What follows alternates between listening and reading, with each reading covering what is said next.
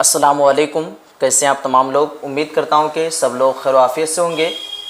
तो मैं फिर से हाज़िर हूं एक नई वीडियो के साथ। इससे पहले chapter number 1 class 12 Urdu 100 marks का चैप्टर नंबर 1 अपलोड हो चुका है। अगर आप लोगों ने नहीं देखा है तो ज़रूर देखें। मैं प्ले लिस्ट बना चुका हूं और आप लोग प्ले लिस्ट से टोटल चैप्टर्स को आसानी से देख सकते हैं। तो फाइनली हम लोग आज क्लास 12 का चैप्टर नंबर 2 को कवर करने वाले हैं, जिसमें है ख्वाजा हसन निज़ामी और चैप्टर का नाम है मिट्टी का तेल। ख्वाजा हसन निज़ामी मिट्टी का तेल इनका क्या है, मुसन्निफ़ है, यानी मिट्टी का तेल ये मज़मून है। मिट्टी का तेल क्या है, यह मज़मून। इस मज़मून को लिखने वाले का नाम है ख्वाजा हसन निज़ामी। क्वेश्चन में आपका आ सकता है कि मिट्टी का तेल इसका मज़मून निगार कौन है, तो आपको बता देना है ख्वाजा हसन निज़ामी। ठीक है। अगर आप इसका पीडीएफ एडमिशन अगर आप लेना चाहते हैं तो आप इस नंबर पे आप लोग कांटेक्ट करें 83 42 94 93 47। आपको और भी आसानी हो जाएगी अगर आप ये पीडीएफ मिल जाता है तो यहाँ आपको दिख रहा है वीडियो लिंक। मैं यहाँ पीडीएफ वीडियो का लिंक डाल दूँगा। जो आपको पढ़ने में कोई दिक्कत आए किसी भी जगह, तो आप लोग डायरेक्टली वीडियो को ओपन करके देख सकते हैं। जहाँ भी आप लोगों को पढ़ने में दिक्कत आती होगी तो आप लोग डायरेक्टली पढ़ सकते हैं वीडियो खोल के। ठीक है। आइए देखते हैं हम चैप्टर नंबर 2 में है ख्वाजा हसन निज़ामी। इसको हम पहले पढ़ लेते हैं, रीडिंग कर लेते हैं एक बार। बहुत सारे स्टूडेंट ऐसे हैं बहुत कमज़ोर हैं जिनको अभी भी जो है अच्छे तरीके से पढ़ना नहीं आता, इसलिए मैं आपको एक बार पढ़ के सुना दूंगा, उसके बाद आप लोग जो है इसको पढ़ लीजिएगा। ठीक है। देखिए देखते हैं हम लोग। ख्वाजा हसन निज़ामी हज़रत सैयद बदरुद्दीन इसहाक के औलाद में हैं। हज़रत इसहाक हज़रत बाबा फरीउद्दीन मसऊदगंज शकर के मुमताज़ खलीफा, दामाद और खादिम ख़ास थे। हज़रत निज़ामुद्दीन औलिया की रूहानी तरबियत में उनका अहम हिस्सा था। हज़रत ख्वाजा हसन निज़ामी की पैदाइश दिसंबर 1878 में इंदौर कोट बस्ती हज़रत निज़ामुद्दीन औलिया में हुई, जो उनका आबाई मकान था। वालिदैन ने उनका नाम कासिम अली रखा, लेकिन उनके मामू उन्हें अली हसन कहकर पुकारते थे। अल्लामा इकबाल ने उन्हें ख्वाजा हसन निज़ामी लिखना शुरू किया और ये इस नाम से मशहूर हुए। ख्वाजा साहब के वालिद का नाम सैयद आशिक अली निज़ामी था। वालिद सैयदा चहती बेगम थी। ख्वाजा हसन अभी कम सुन थे कि उनके वालिदैन का इंतकाल हो गया, माँ बाप का इंतकाल हो गया। उनके बड़े भाई सैयद हसन अली शाह ने उनकी कफ़ालत की, उनकी देखभाल, उनके पालन पोषण किया। उसके बाद है ख्वाजा हसन निज़ामी ने मुख्तलिफ असातिज़ा से कुरान व हदीस की तालीम हासिल की, यानी अलग अलग टीचर्स से कुरान और हदीस की तालीम हासिल की। उसके बाद 18 बरस की उम्र में अपने चाचा की लड़की सैयद हबीब बानू से निकाह हुआ। पहली बीवी के वसाल के बाद सैयद मोहम्मद ख्वाजा बानू से निकाह किया। उसके बाद आगे कह रहा है ख्वाजा साहब की इब्तदाई ज़िंदगी बड़ी परेशानियों में बसर हुई। इन्होंने हल्का निज़ामुल मशाइख और रिसाल निज़ामुल मशार की बुनियाद डाली और अपने अहबाब के साथ मिलकर दरगाहों और खानकाहों की इस्लाह का बेड़ा उठाया, तकलीफ़ उठाया, कष्ट उठाया। उसके बाद कह रहा है इस सिलसिले में इन्होंने बहुत तकलीफ़ उठाई और मुखालिफत बर्दाश्त किया, यानी मुखालिफत जो उनके मुखालिफ थे उनको बर्दाश्त करके ये सारा कामों का इंजाम दिया। आगे कह रहा है इन्होंने मुख्तलिफ हिंदू तीर्थ यात्रा जो होता है हिंदू तीर्थ यात्रा, उसके बाद आगे कह रहा है स्थानों की भी यात्रा की और हिंदू साधुओं से फ़लसफ़ा व वेदांत सीखा। ठीक है। आगे कह रहा है ख्वाजा हसन निज़ामी ने 200 से ज़्यादा किताबें लिखी और हर जगह ज़ुबान नहायत ज़्यादा इस्तेमाल किया। क्वेश्चन आ सकता है ख्वाजा हसन निज़ामी ने कितनी किताबें लिखी, तो आपको जहन में रखना 200 से ज़्यादा किताबें लिखी। आगे है सहाफ़ी की हैसियत से भी इन्होंने बड़ा नाम पैदा किया। सहाफ़ी की हैसियत से भी इन्होंने ख्वाजा हसन निज़ामी ने बड़ा नाम पैदा किया। आगे है रोज़ना मचे और कलमी चेहरे, तो एक तरह से उनकी ईजाद हैं, यानी ये दोनों जो है एक तरह से उनके उन्होंने ही ईजाद किया दोनों को। आगे कह रहा है 1857 से मुताल्लिक उनकी किताबें पढ़ें तो दिल तरफ उठता है। इन्होंने श्री कृष्ण पर भी ज़ख़ीम किताब लिखी। हज़रत निज़ामुद्दीन औलिया की सवाना निज़ामी बांसुरी के नाम से तरतीब दी। आगे है सिपारे दिल, उनके इंशा परदाजी का अहम नमूना है। 31 जुलाई 1955 को उनका इंतकाल हुआ। इन्होंने इन कब्र हस्ती हज़रत निज़ामुद्दीन औलिया में 50 बरस कबल ही तैयार कर ली थी। ये वफ़ात कब हुई थी, एक बार और जहन में बैठा है, 31 जुलाई 1955 को उनका जो है इंतकाल हुआ था। इन्होंने इन कब्र हस्ती हज़रत निज़ामुद्दीन औलिया में 50 बरस कबल ही तैयार कर ली थी, यानी 50 साल पहले ही इन्होंने तैयार कर लिया था अपना कब्र को। इसी में जो है ये दफन हुए। आज जो है यहीं दफन हुए, अभी भी जो है यहाँ दफन हुए हैं। चलिए, अब ये सारा हो गया। और ख्वाजा हसन निज़ामी के बारे में हम लोगों ने तो पूरी डिटेल के साथ जान चुका है। अगर आपको कोई भी दिक्कत वगैरह आती हो तो आप लोग हमसे रब्ता कर सकते हैं, या कमेंट बॉक्स में आप लोग ज़रूर लिखें। जो भी कहीं भी दिक्कत अगर आ रही हो तो कमेंट बॉक्स में आप लोग लिख दें। कोई भी डाउट वगैरह हो रहा है तो आप लोग कमेंट बॉक्स में लिख दें, आपको आंसर मिल जाएगा उसका। और बाकी ख्वाजा हसन निज़ामी ने मिट्टी का तेल लिखा, तो मिट्टी का तेल अगर हम लोग पढ़ते हैं तो और 20 से 25 मिनट लग जाता है, और उससे क्वेश्चन एक भी क्वेश्चन आपको नहीं मिलेगा। बहुत ही कम तर क्वेश्चन आता है। अगर आप नॉलेज के लिए पढ़ना चाहते हैं तो पूरा बुक का जो है PDF मेरे पास अवेलेबल है। अगर आप लेना चाहते हैं, जो नंबर स्क्रीन में मिला था आपको 83 42 94 93 47, उस नंबर पे आप लोग रब्ता करके एडमिशन करा लेंगे तो वो सारा PDF नोट सारा चीज़ फ्री में आपको दिया जाएगा। आइए देखते हैं, अब ऑब्जेक्टिव सेशन की तरफ बढ़ते हैं। देख पा रहे हैं सब लोग, 12th class Urdu 100 marks VVI objective question. मिट्टी का तेल चैप्टर का नाम है, और ये मिट्टी का तेल का नाम है, मजमून है, ठीक है। उसके बाद इनके मुसन्निफ ख्वाजा हसन निज़ामी है।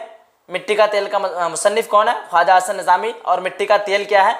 मजमून के अंदर में आता है ये, ठीक है। आइए देखते हैं, क्वेश्चन नंबर 1 में है, मिट्टी का तेल किसका मजमून है? ख्वाजा हसन निज़ामी, वजीर आगा शफी जावेद अहमद जमाल पाशा। इसका right answer option number A Khwaja Hasan Nizami. उसके बाद क्वेश्चन नंबर 2 में है, आग हवा पानी और मिट्टी में सबसे कमतर किसको कहा जाता है? तो इसका राइट आंसर हो जाएगा मिट्टी को कहा जाता है, ऑप्शन नंबर C। उसके बाद अगला क्वेश्चन नंबर 3 में, गदर के वाकयात को अफसानों और नावलों के शक्ल में किसने पेश किया? प्रेमचंद, ख्वाजा हसन निज़ामी, हाली, डिप्टी नज़ीर अहमद। तो इसका right answer option number B Khwaja Hasan Nizami. उसके बाद अगला क्वेश्चन नंबर 4 में, इनमें कौन सी तख्लीक अफसाना नहीं है? नज़ीर अहमद की कहानी प्रॉमिस। उसके बाद इब्राहिम सिक्का, टोबा टैक्सिंग। तो आपको मालूम होना चाहिए नज़ीर अहमद की कहानी क्या है? खाका है। इसलिए ये क्या हो जाएगा, इनमें से कौन सी तख्लीक अफसाना नहीं है? ये अफसाना नहीं होगा, बाकी के तीनों क्या है? अफसाना है। उसके बाद अगला क्वेश्चन नंबर 5 में, मसूर फितरत उर्दू के किसी नस्र निगार के बारे में इस्तेमाल किया जाता है। 4 ऑप्शन है, हसन निज़ामी, सर सैयद अहमद खां, रतननाथ सरसार, राशिदुल खैरा। तो इसका राइट आंसर क्या हो जाएगा? क्वेश्चन नंबर 5 का राइट आंसर की बात करें, चलिए सब लोग कमेंट में बताएं, देखते हैं कितने लोग राइट आंसर इसका दे पाते हैं। क्वेश्चन नंबर 5 का right answer option number A Hasan Nizami. उसके बाद अगला क्वेश्चन नंबर 6 में है, ख्वाजा हसन निज़ामी की पैदाइश कब हुई? 1877, 1878, 1889, 1880। तो आपको मालूम होना चाहिए ख्वाजा हसन निज़ामी की पैदाइश कब हुई थी? दिसंबर 1878 ईस्वी में जो है इनकी पैदाइश हुई थी। उसके बाद अगला क्वेश्चन नंबर 7 में, ख्वाजा हसन निज़ामी के वालिद का क्या नाम था? तो ख्वाजा हसन निज़ामी के वालिद की बात करें, क्या हो जाएगा? सैयद आशिक अली था। कौन था? सैयद आशिक अली। क्वेश्चन नंबर 7 का right answer option number C। उसके बाद अगला क्वेश्चन नंबर 8, ख्वाजा हसन निज़ामी की वफ़ात कब हुई? तो ख्वाजा हसन निज़ामी की वफ़ात कब हुई थी? अभी आप लोगों ने लास्ट में पढ़ा है, 31 जुलाई 1955 ईस्वी। तो इसका right answer option number A 31 जुलाई 1955 ईस्वी। उसके बाद अगला क्वेश्चन नंबर 9 में, मजमून किस तरह के अदब में शामिल है? अफसानवी अदब, गैर अफसानवी अदब, शेरी अदब, बच्चों का अदब। तो मजमून किस तरह के अदब में शामिल है? गैर अफसानवी अदब में शामिल है। उसके बाद अगला क्वेश्चन नंबर 10, अगला क्वेश्चन नंबर 10 में, किसी खास मौजू पर जो तर्क कलम बंद की जाए उसे क्या कहते हैं? 4 ऑप्शन है, तनकीद, सवानह, मजमून और खाका। तो आप सब्जेक्टिव का भी क्वेश्चन बना सकते हैं। जैसे आपको पूछ ले कि मजमून किसे कहते हैं, तो डायरेक्टली आपको बताना है किसी खास मौजू पर जो तर्क कलम बंद की जाए उसे ही मजमून कहते हैं। तो इसका right answer option number C मजमून, क्योंकि मिट्टी का तेल क्या है? मजमून है, इसलिए ये क्वेश्चन आया है। किसी खास मौजू पर जो तर्क कलम बंद की जाए उसे क्या कहते हैं? उसे मजमून कहते हैं। फाइनली इसका right answer option number C। अब आते हैं हम लोग ग्रामर पर्सन में, और ग्रामर में है क्वेश्चन नंबर 11 में कि ताज़ा हवा में हवा क्या है। तो मैं आपको बता दूं कि हवा क्या हो जाएगा, इसमें मौसूफ हो जाएगा। कैसे मौसूफ होगा वो भी मैं आपको समझा देता हूं, अच्छी तरीके से आपको समझ में आ जाएगा। जब भी किसी चीज़ के बारे में खूबी या खराबी बताया जाए तो वो खूबी या खराबी वो क्या हो जाएगा, सिफत हो जाएगा। जैसे यहाँ देख पा रहे हैं ताज़ा हवा, यहाँ कितना लफ्ज है, 2 लफ्ज है, एक है ताज़ा और एक है हवा। तो हवा में पाया गया है खूबी, पाया गया है ना, हवा में क्या पाया गया है, खूबी पाया गया है। क्या खूबी, ताज़ा पाया गया है। तो आपको ध्यान रखना है कि ताज़ा इसमें क्या हो जाएगा, सिफत हो जाएगा। क्या हो जाएगा यहाँ, सिफत। और हवा में पाया गया है ताज़ा, तो ताज़ा सिफत, तो हवा क्या बचेगा, मौसूफ बचेगा। तो आपको ध्यान रखना है यहाँ क्या हो जाएगा, मौसूफ हो जाएगा। जैसे अगर आपको इस एग्जाम्पल में समझ में नहीं आया है तो मैं एक अगला एग्जाम्पल देता हूँ। जैसे मेरा नाम है ओवैस, तो मैं कहूँगा कि ओवैस अच्छा लड़का है। तो मेरे अंदर क्या पाया गया, एक गुण पाया गया, किसका, अच्छा का।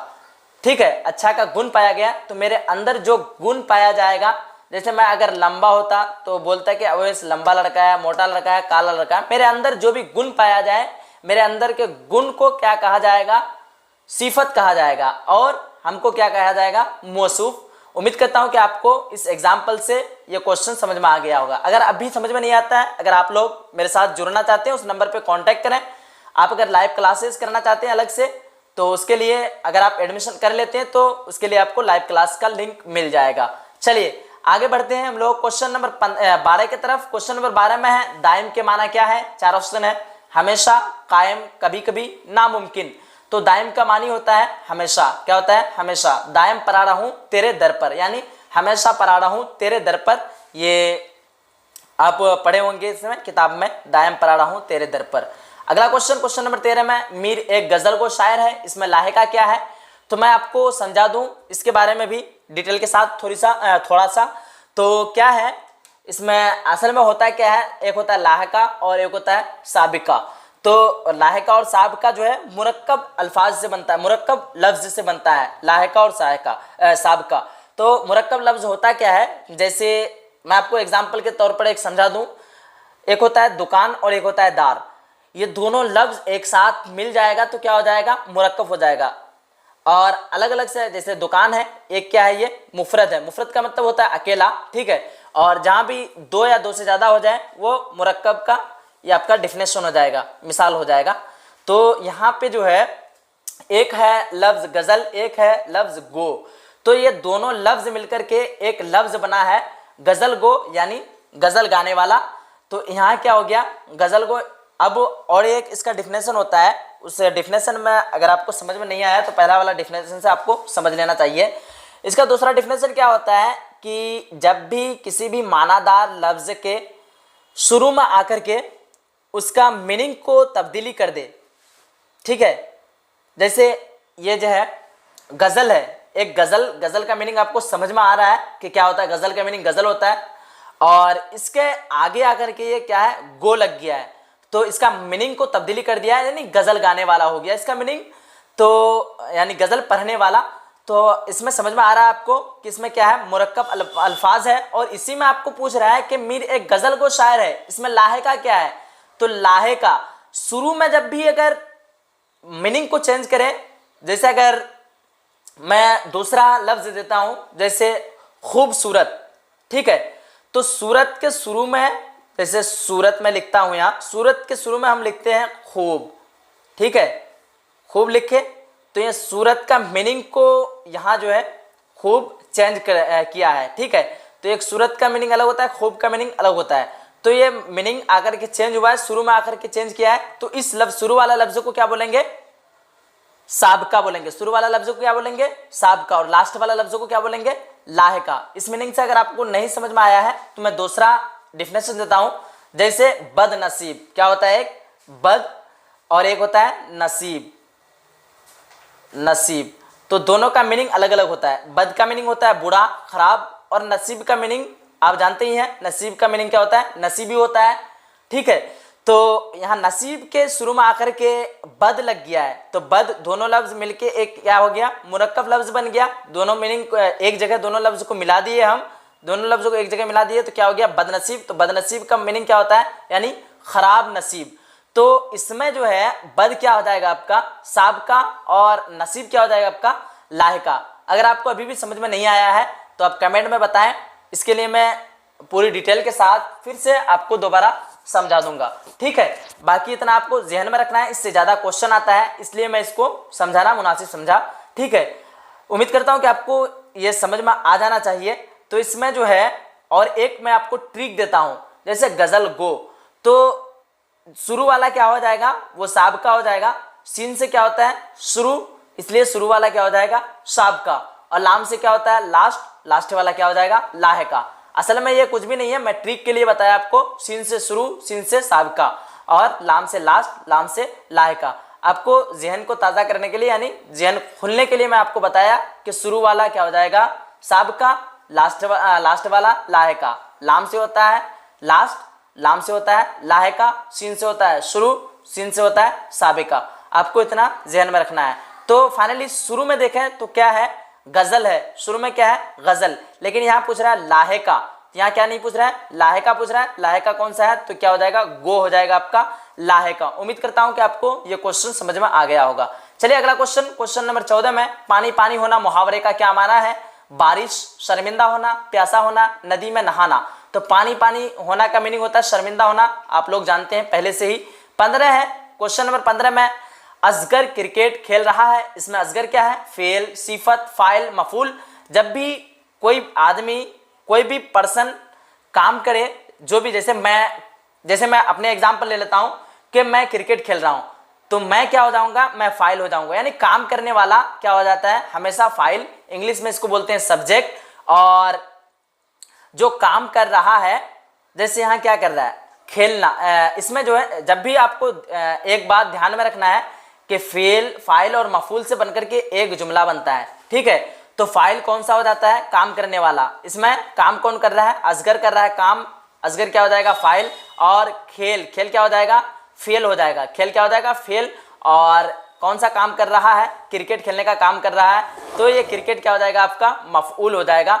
इंग्लिश में फेल को कहते हैं वर्ब, मफऊल को कहते हैं ऑब्जेक्ट, और इसमें आपका सब्जेक्ट कहते हैं फाइल को। चलिए उम्मीद करता हूं कि ये भी आपको अच्छी तरीके से समझ में आ गया होगा। उसके बाद अगला क्वेश्चन, क्वेश्चन नंबर 16 में मनव्वर और राना, ये दो लफ्ज हैं। मनव्वर एक का नाम है, एक का नाम है राना। ये दोनों क्या कह रहे हैं पटना जाएंगे। ये दोनों कह रहे हैं मतलब इसमें जुमला में है कि मनव्वर और राना क्या है पटना जाएंगे। यह जुमला किस जमाने से ताल्लुक रखता है, जमाना हाल, जमाना मुस्तकबिल, जमाना करीब और माजी बैद।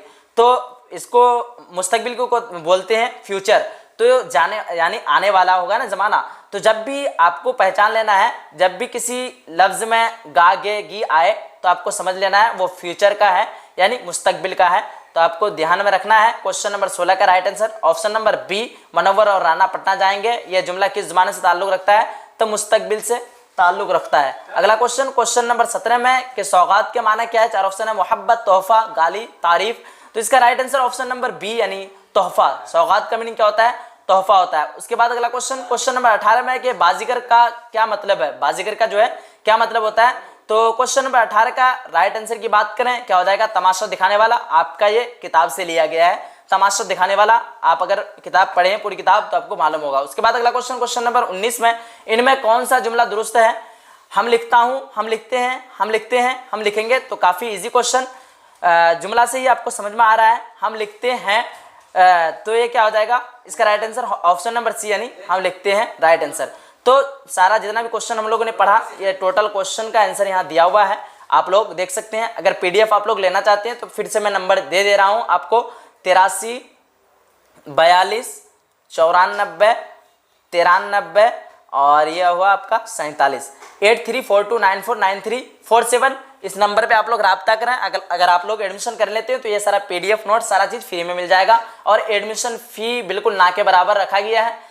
इतना समझिए कि जितना भी मेहनत किया जाता है उससे उस हिसाब से देखेंगे तो कोई भी फी लिया नहीं जाता है, ठीक है। अगर आप लोग पीडीएफ लेना चाहते हैं इस नंबर पे जरूर संपर्क करें। चलिए उम्मीद करता हूं कि आप लोगों को आज का ये वीडियो अच्छा लगा होगा। अगर अच्छा है वीडियो को लाइक कीजिए, शेयर कीजिए और अपने सभी फ्रेंड तक शेयर कीजिए। जितना जल्दी आप इस वीडियो को ज़्यादा फैलाते हैं उतना जल्द अगली वीडियो आ जाएगा। इसलिए अगर ज़्यादा स्टूडेंट पढ़ता है तो मुझे भी पढ़ाने में मजा आता है और आप लोगों को भी पढ़ने में मजा आएगा। इसलिए आप लोग सब लोगों को जल्द से जल्द जो है और सबको बताएं कि न्यू बैच का स्टार्ट हो चुका है, चैप्टर 1 कवर हो चुका है और इस वीडियो में हम लोग चैप्टर 2 जो है कवर किए हैं आज। और इसलिए सब लोगों को बताएं कि इस चैनल पे जो है उर्दू की क्लास होती है, जो भी स्ट्रीम से हो, साइंस, कॉमर्स, आर्ट सभी के लिए है और जो भी बोर्ड के लिए हो, ठीक है, सभी बोर्ड के लिए ये सारा क्वेश्चन अहम होने वाला है। चलिए, खासतौर पर ये जो है बिहार बोर्ड के लिए वीडियो बनाया गया है। मिलते हैं एक अगली वीडियो में, जब तक के लिए खुदा हाफिज, जय हिंद, जय भारत।